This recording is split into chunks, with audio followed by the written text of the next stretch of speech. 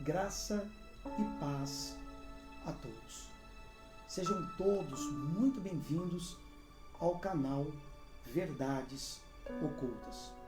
Eu sou Richard Faria e convido você cuidadosamente comigo a analisar as Escrituras. E a palavra hoje a ser analisada é a história de Jó.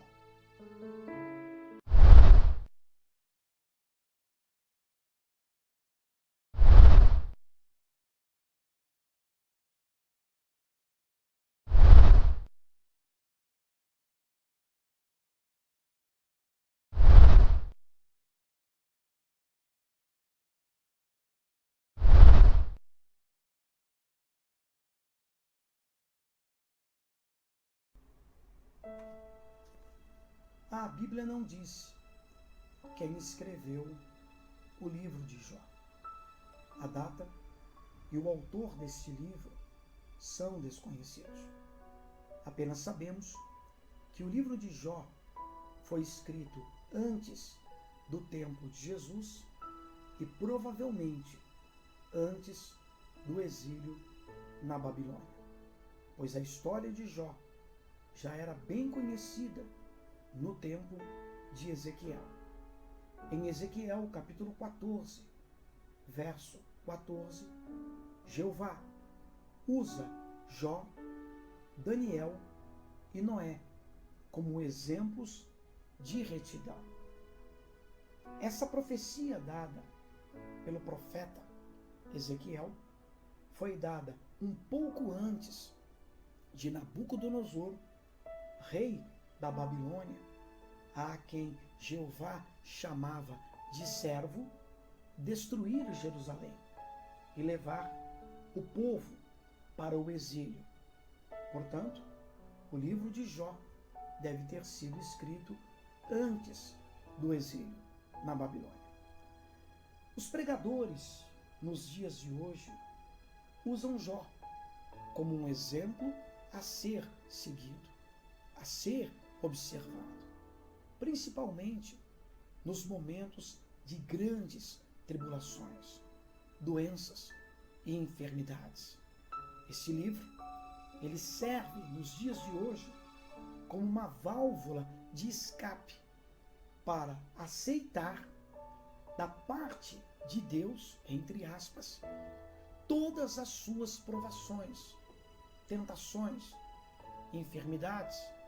É comum as pessoas pregarem nos altares, nas igrejas, que o câncer é uma provação de Deus, que a doença é uma provação de Deus, e citam sempre Jó como exemplo. Infelizmente, muitos estudiosos da Bíblia só conseguem aplicar a soberania de Deus como justificativa para tal covardia cometida contra Jó. O problema deste livro, amados irmãos, é que ele está totalmente fora da revelação do verdadeiro Evangelho, bem como do amor e da graça do nosso Senhor e Salvador Jesus Cristo. A aceitar que foi o Pai de Jesus, ou o próprio Jesus, quem entregou Jó nas mãos de Satanás, é o mesmo que mudar a glória de um Deus incorruptível em semelhança à imagem de homens perversos e corruptos.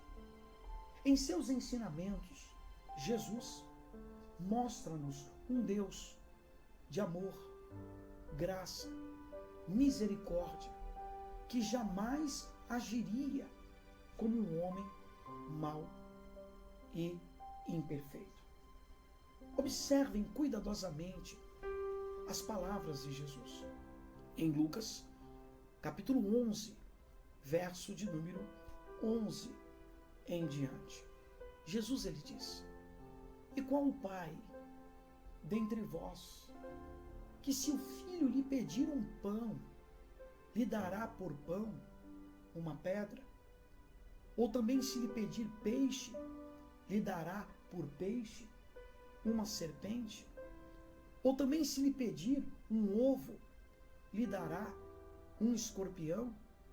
Pois se vós, sendo maus, sabeis dar boas dádivas aos vossos filhos, quanto mais dará o Pai Celestial o Espírito Santo àqueles que lhe pedirem. Um outro texto que nos mostra, amados irmãos, a perfeição de Deus, o amor de Deus, está em Tiago, capítulo 1, verso de número 17. Toda boa dádiva e todo dom perfeito vem do alto, descendo do Pai das luzes, em quem não há sombra nem mudança de variação. Para se entender os mistérios que envolvem não só o livro de Jó, mas também muitas passagens do Antigo Testamento, aonde um Deus de catástrofes, de mortes, de injustiça, de acepção e destruição é apresentado na Bíblia como sendo o verdadeiro Deus, nós necessitamos de relembrar alguns textos que foram passados em estudos passados nesse canal.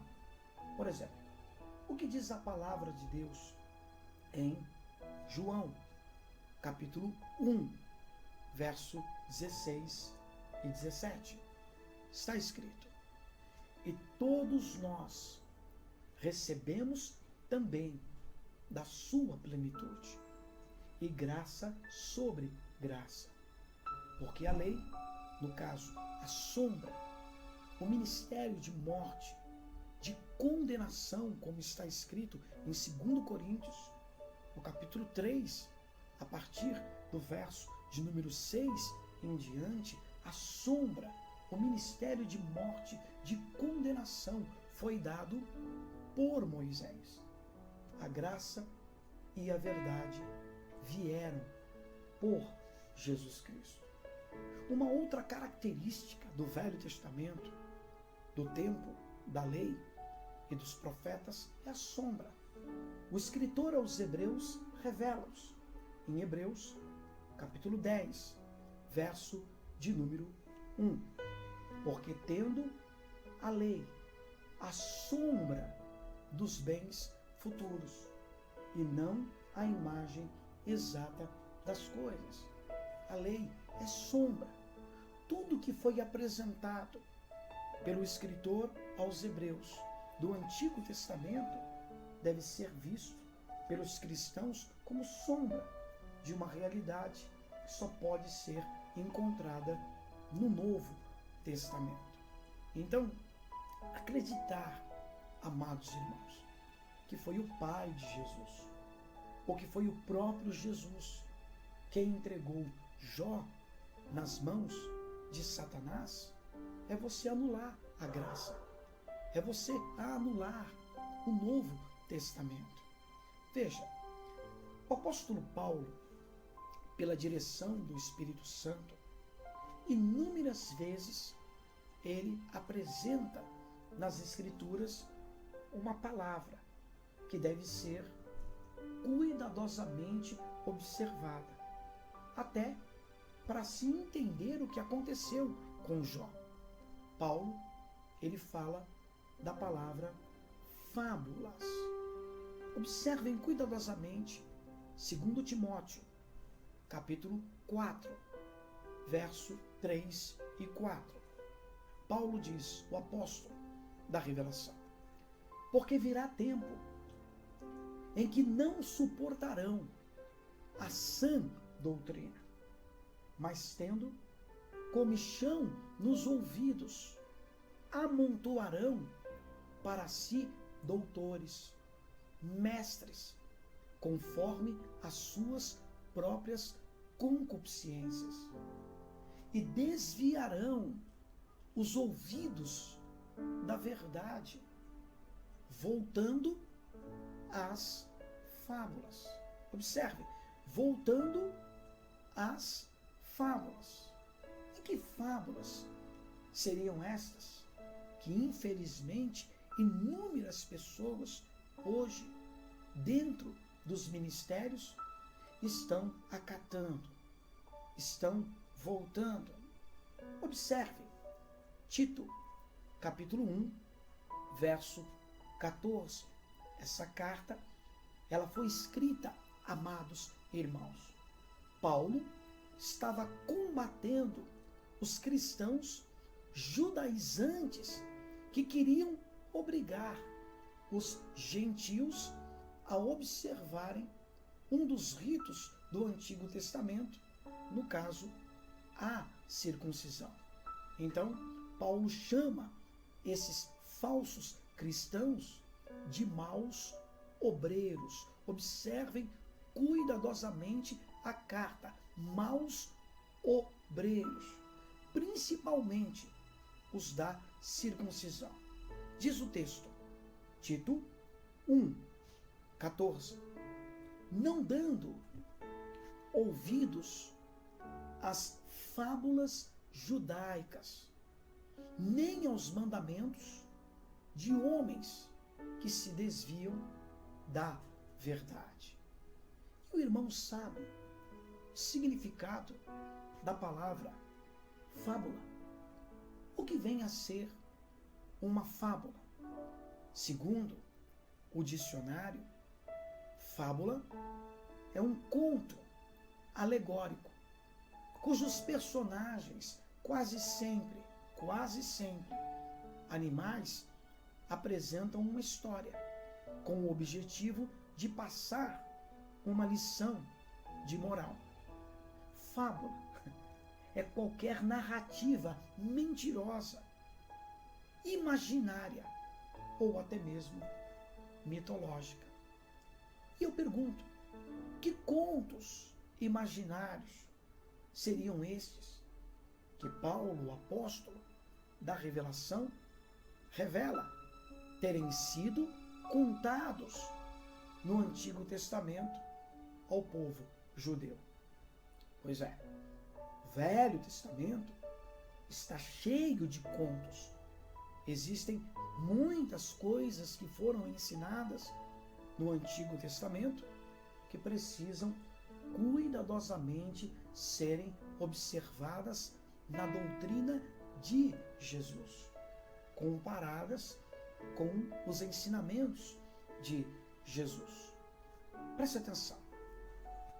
O livro de Jó, por exemplo, podemos classificar Jó como uma fábula judaica? Para se entender tudo que realmente aconteceu com Jó, eu gostaria que todos estivessem apercebidos a uma palavra: incitar, tentar, provar. Deus Pai, sendo onipotente, onipresente e onisciente, Deus pode ser tentado pelo mal? Tiago, capítulo 1, verso de número 12, diz que não. Está escrito: bem-aventurado o varão que sofre a tentação, porque quando for provado, receberá a coroa da vida, a qual o Senhor tem prometido aos que o amam. Presta atenção. Ninguém sendo tentado diga: de Deus sou tentado, porque Deus não pode ser tentado pelo mal, e a ninguém tenta. Todas as vezes que nós apresentamos este texto a determinados pastores e pregadores que vivem presos no Velho Testamento, eles sempre citam a história de Jó. Se Deus não tenta ninguém, se Deus não prova ninguém, e Jó? Por incrível que pareça, mas nós vamos explicar. Uma outra coisa que eu gostaria, antes de nós entrarmos no livro, no seu texto e no seu contexto, tá? Sem fugir das escrituras, nem para a direita, nem para a esquerda, eu gostaria de perguntar a você que está analisando conosco as escrituras. Você acredita que Deus Pai, Ele toma conselho com anjos? Deus sendo onisciente, Ele toma conselho com os anjos? A palavra de Deus, ela diz que não, porque quem conheceu a mente do Senhor para que possa instruí-lo? Ninguém pode dar conselhos a Deus. Ninguém pode dar orientações a Deus.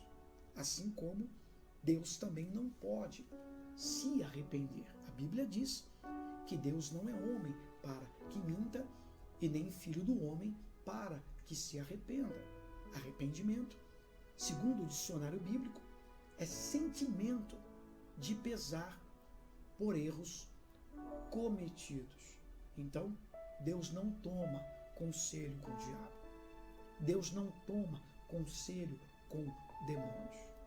E no caso de Jó, se os irmãos observarem, foi exatamente isso o que aconteceu.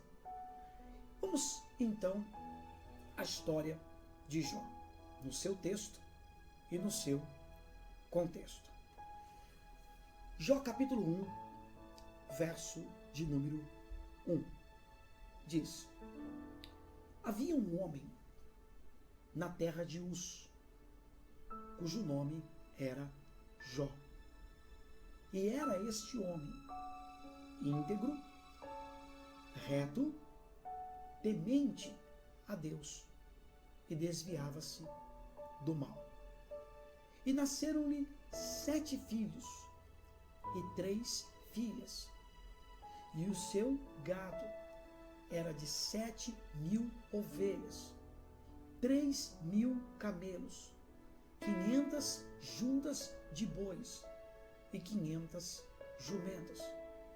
E eram também muitíssimos os servos ao seu serviço, de maneira que este homem era o maior de todos os do Oriente. Preste atenção. E iam seus filhos à casa uns dos outros e faziam banquetes, cada um por sua vez. E mandavam convidar as suas 3 irmãs a comerem e beberem com eles. Sucedia, pois, que decorrido o turno de dias de seus banquetes, chamava Jó os seus filhos e os santificava.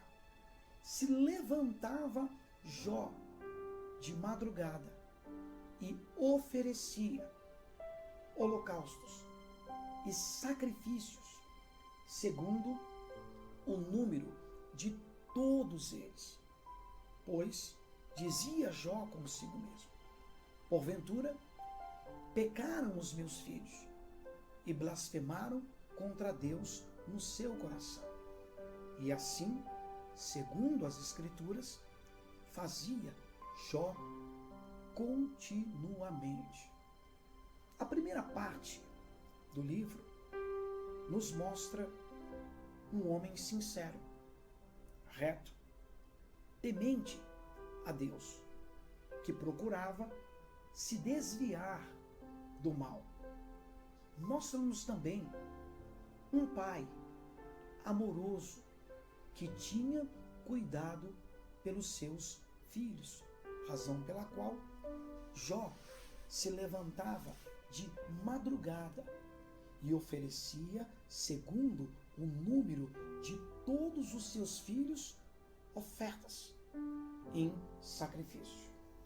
E agora começa nas Escrituras uma comédia bíblica. Preste atenção. E um dia em que os filhos de Deus vieram apresentar-se perante o Senhor, veio também Satanás entre eles. Preste atenção. Esse termo, filhos de Deus, só se aplicava no Antigo Testamento aos homens que eram filhos de Jeová ou anjos, nesse caso, milícia celestial, porque um homem, ele só se torna filho do Pai que Cristo veio revelar pelo processo do novo nascimento que se dá pela palavra. João capítulo 1, verso 12, diz: a todos os que o receberam, deu-lhes o poder de serem feitos filhos de Deus.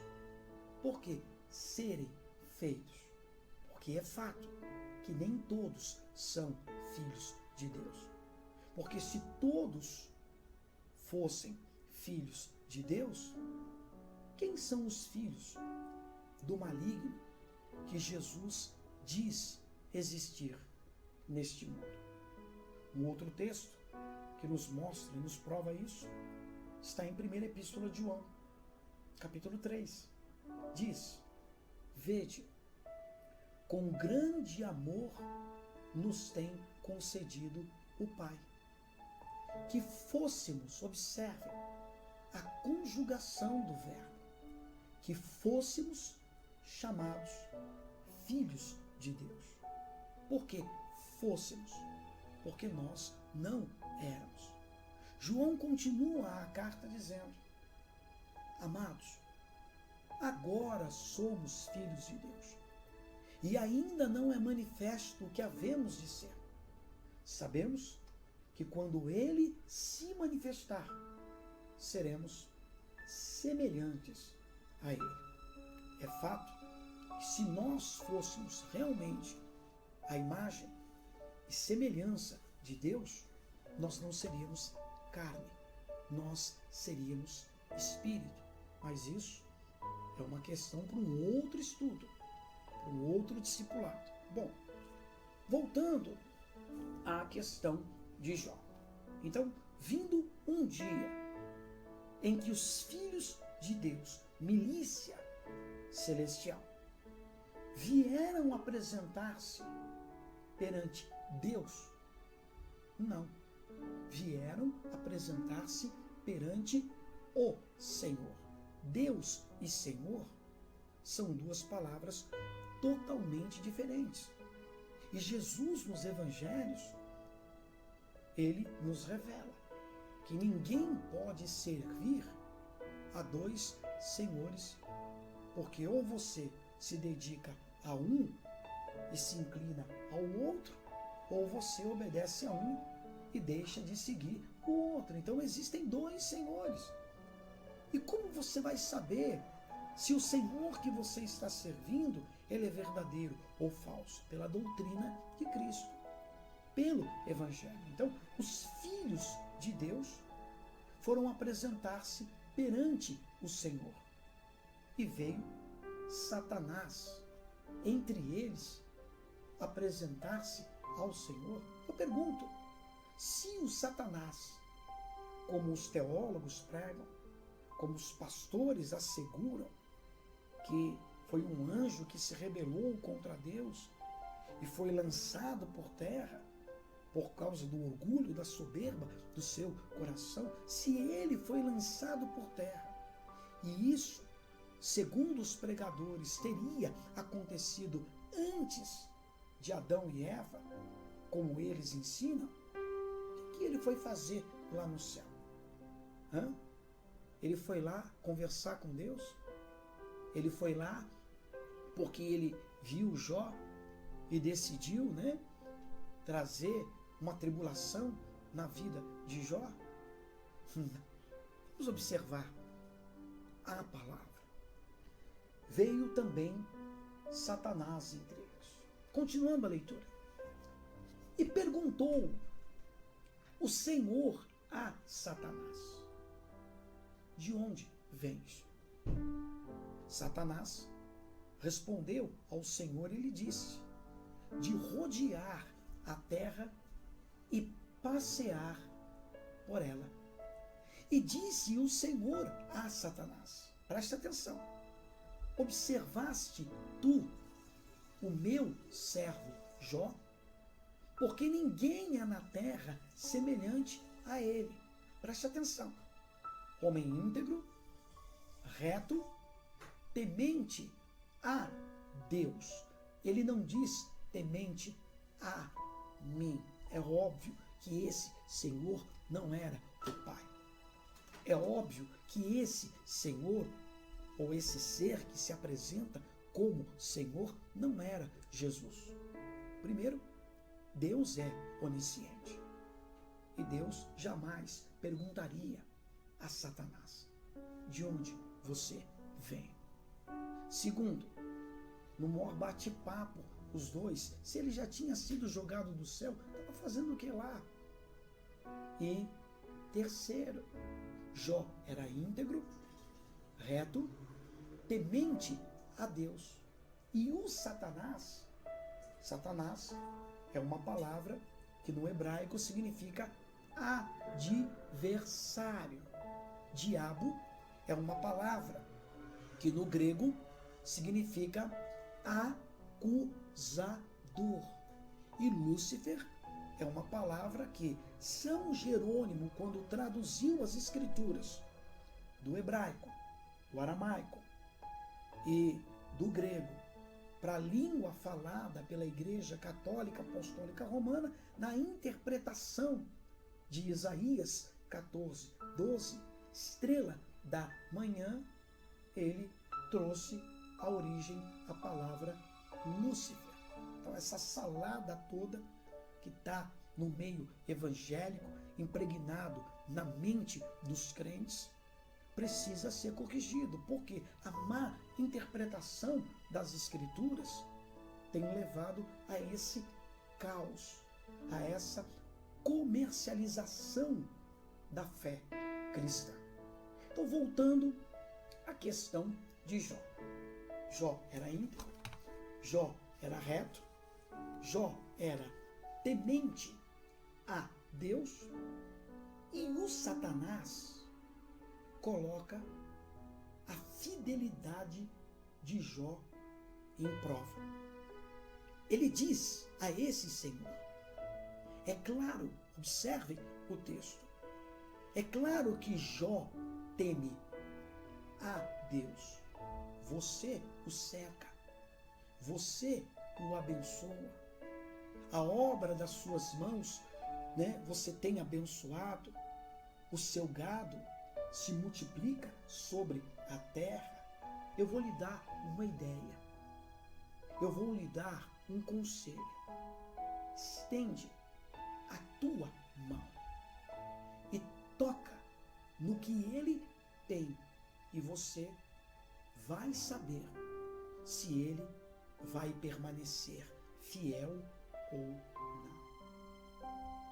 E esse Senhor apresentado no livro de Jó parou, pensou e deu ouvidos à voz de Satanás. Pegou a família de Jó e entregou nas mãos de Satanás, para que Satanás destruísse a sua família.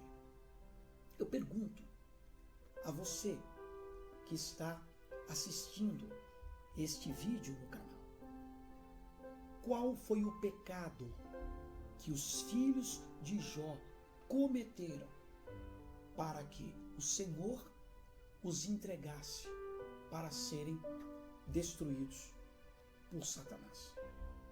E na própria palavra, no Velho Testamento, Deuteronômio, capítulo 24, verso 16, esse mesmo Senhor diz: os pais não morrerão pelo pecado dos filhos, nem os filhos pelo pecado dos pais.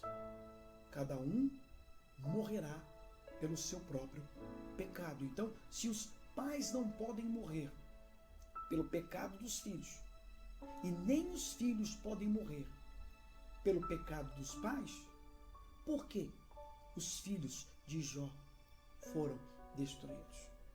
E esse homem caiu numa tristeza tão profunda, numa desgraça tão profunda.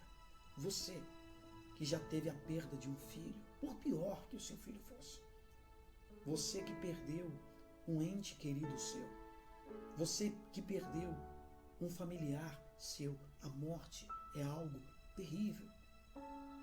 É uma coisa que é uma dor que o tempo não cura. Uma mãe que perde um filho, o tempo não consegue curar. E Jó sofreu a perda dos seus filhos. Jó sofreu a perda de todos os seus bens. Agora, eu gostaria que todos estivessem apercebidos ao capítulo 2 de Jó. No capítulo 2 de Jó existem revelações bombásticas que provam que as Escrituras devem sim ser cuidadosamente analisadas, pois nós não podemos atribuir a um Deus perfeito, de santidade, atributos que ele não tem, imperfeição. Deus é amor. E não existe nele, segundo o Evangelho, trevas nenhuma. Observem, Jó, capítulo 2. A história diz: vindo outro dia, de novo, em que os filhos de Deus vieram apresentar-se perante o Senhor, veio também Satanás entre eles. Observe, apresentar-se perante o Senhor. Aí está a prova. Satanás não foi lá para falar de Jó. Satanás não foi lá para acusar Jó. Segundo as Escrituras e contra fatos, não há argumento nenhum. Satanás foi apresentar-se ao Senhor.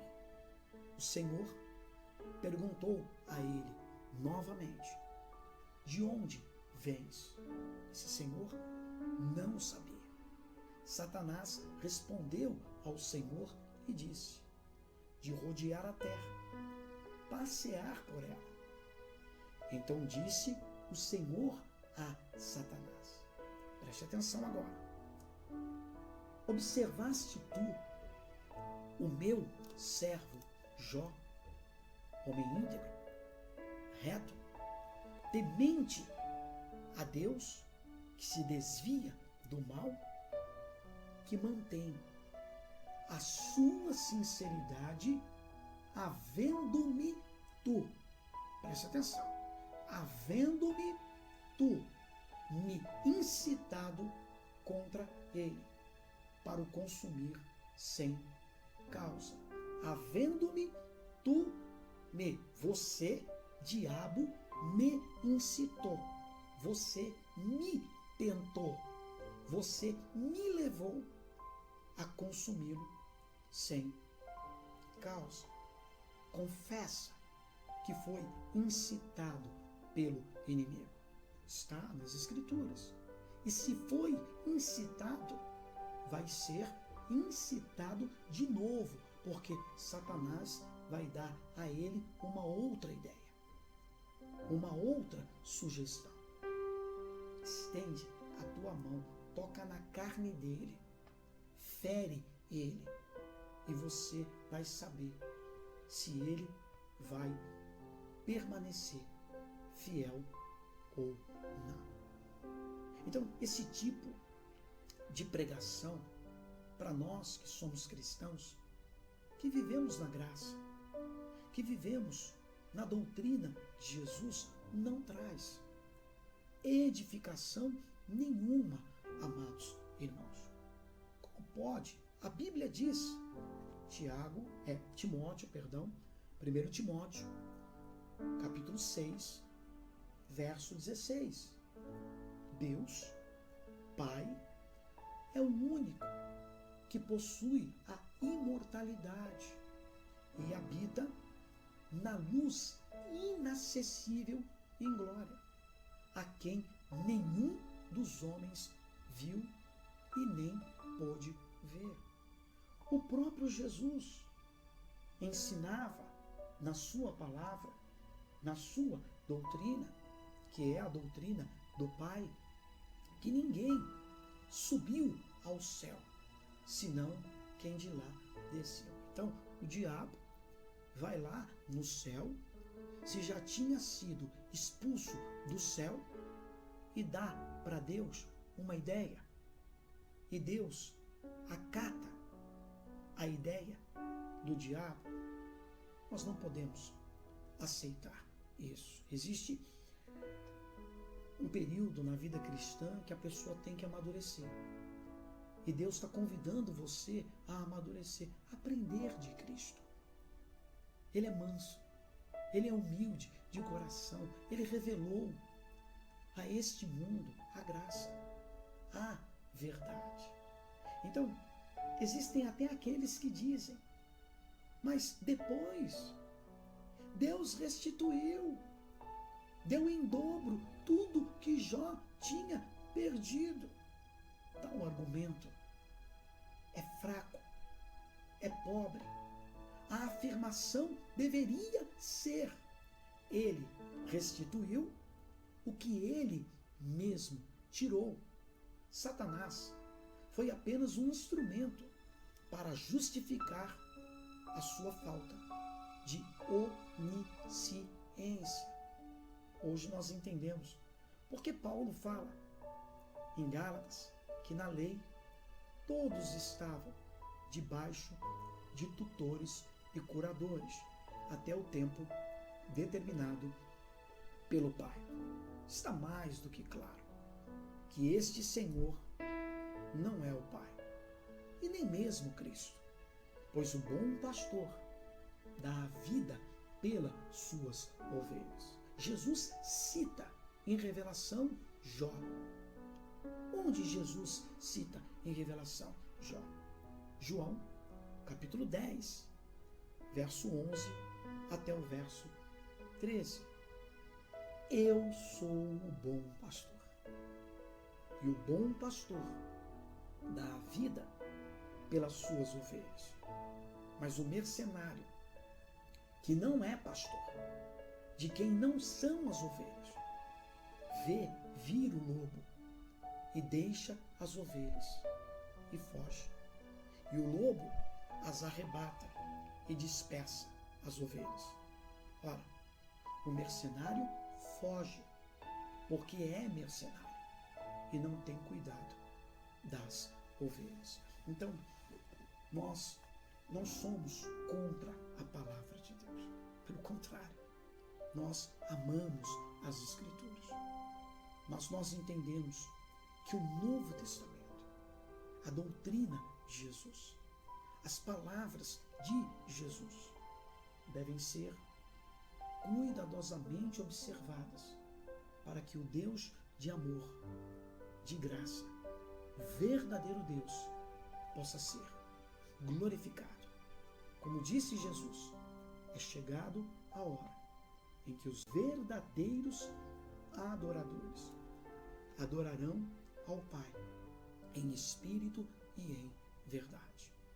Para se adorar a Deus Pai em espírito e em verdade, há necessidade de sermos aperfeiçoados no nosso entendimento. Paulo fez isso, se desprendendo das coisas que atrás estavam e prosseguindo para o alvo, que é Jesus Cristo. Ele é o autor e o consumador da verdadeira fé. Deus abençoe a todos. No próximo estudo, nós vamos estar abordando um outro tema. Graça e paz a todos, em nome de Jesus Cristo. Amém.